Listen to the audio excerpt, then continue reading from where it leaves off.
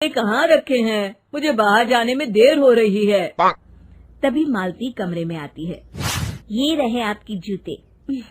मैं इन्हें साफ करने के लिए ले गई थी। अरे वाह, तुम कितनी समझदार हो। मेरे बिना कुछ कहे ही सारे काम कर देती हो। तभी मालती झिझकते हुए रमेश से कहती है, सुनिए जी, आपसे एक बात कहूँ, बुरा तो नहीं मानेंगे ना? अरे नहीं नहीं, बेफिक्र होकर कहो। शादी से पहले मैं अपने मायके में नौकरी करती थी। मैं चाहती हूँ कि अब मैं फिर से नौकरी करना शुरू कर दूं। वैसे भी सारा दिन घर में बोर हो जाती हूँ। देखो मालती, तुम्हारे नौकरी करने से मुझे कोई ऐतराज नहीं है, लेकिन तुम्हें एक बात बता दूं, हमारे खानदान में आज तक कभी किसी औरत ने नौकरी नहीं की। फिर भी एक बार तुम माँ से पूछ कर देखो, अगर वो तुम्हें नौकरी करने की इजाजत दे देती है तो अच्छी बात है। रमेश वहाँ से चला जाता है। फिर उसी शाम मालती अपनी सास के पैर दबा रही होती है। तभी उसकी सास मालती से कहती है, अरे क्या बात है बहू, आज तो ठीक तरह से मेरे पैर नहीं दबा रही। किसी ख्याल में खोई पड़ी है क्या? मैं भी तो जानूं आखिर बात क्या है। दरअसल वो माँ जी। अरे हाँ हाँ बोलो, इतना सोच क्यों रही हो? माँ जी, अगर आप बुरा न माने तो मैं नौकरी करना चाहती हूँ।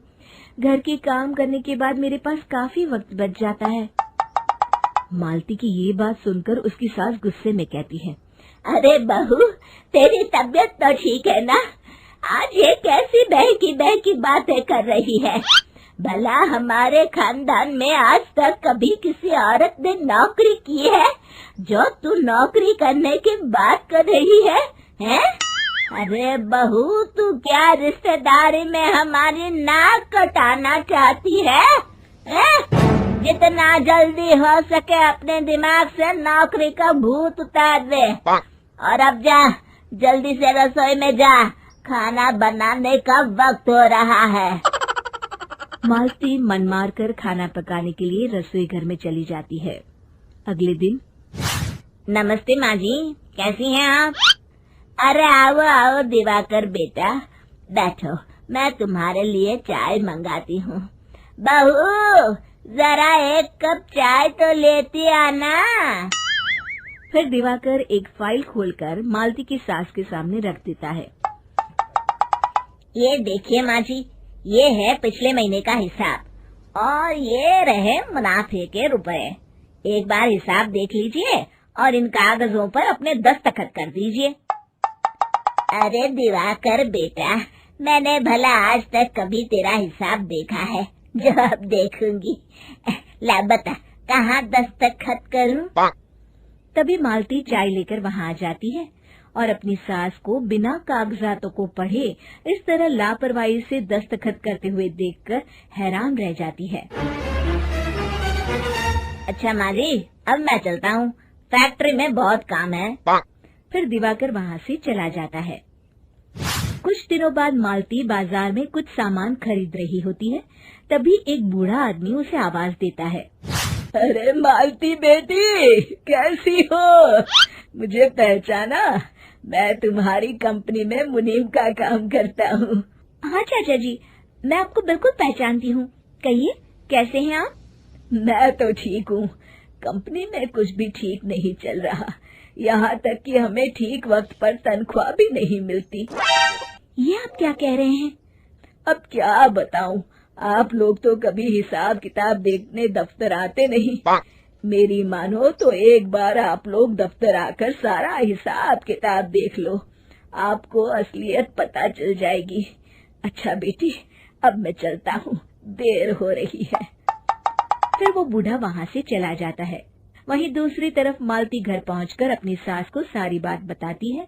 तभी वहाँ रमेश भी आ जाता है, लेकिन मालती की सास मालती की किसी भी बात पर विश्वास नहीं करती। तभी रमेश कहता है, अरे माँ, बिना आग के कभी धुआं नहीं उठता। जब मालती इतना कह रही है तो हमें एक बार दफ्तर चलकर देख लेना चाहिए। वैसे भी हम लोग काफी दिन से अपने दफ्तर नहीं गए हैं। इस तरह किसी एक आदमी के भरोसे काम छोड़ना मुझे भी ठीक नहीं लगता। अगले दिन वे सभी अपने दफ्तर पहुंचते हैं और सीधे दिवाकर के कैबिन में जाते हैं। अचानक सबको एक साथ देखकर दिवाकर चौंक जाता है। अरे माँ जी, आप सब लोग अचानक यहाँ कैसे आ गए? अगर कुछ काम था तो मुझे एक फोन कर दिया होता, मैं आपके घर आ जाता। तभी मालती की सास कहती है, अरे दिवाकर बेटा, आज मैं हिसाब देखने दफ्तर आई हूँ, जरा मुझे पिछले 6 महीनों का हिसाब दिखाना तो बेटा। दिवाकर घबराते हुए हिसाब की फाइल मालती की सास को देता है। मालती की सास फाइल लेकर मालती को देती है और कहती है, ले बहू, देख ले हिसाब। मालती फाइल को बड़े गौर से देखती है और अगले ही पल उसे सारी गड़बड़ी समझ में आ जाती है। वो अपनी सास से कहती है, माँ जी, मुनीम चाचा बिल्कुल सही कह रहे थे। हमारी कंपनी में पिछले 6 महीनों में जितना मुनाफा हुआ है, हमें उसका आधा पैसा भी नहीं मिला। यूँ समझ लीजिए कि 1 रुपये में सिर्फ चवन्नी ही हमारे हाथों में आई है। मालती की बातें सुनकर मालती की सास गुस्से से दिवाकर को पूछती है, क्यों दिवाकर, मेरी बहू जो कह रही है वो सच है? दिवाकर समझ जाता है आज उसका भांडा फूट चुका है। वो गिड़गिड़ाते हुए कहता है, मुझे माफ कर दीजिए माँ जी, मैं पैसों के लालच में अंधा हो गया था।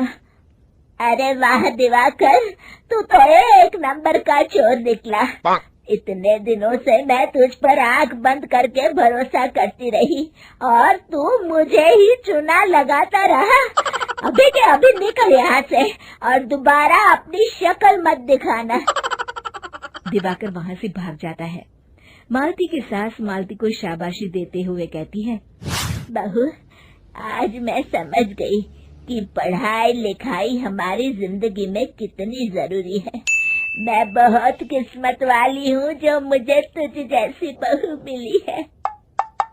शिक्षा, पढ़ाई लिखाई का इस्तेमाल सही जगह करके हम दुनिया में बहुत कुछ बदल सकते हैं।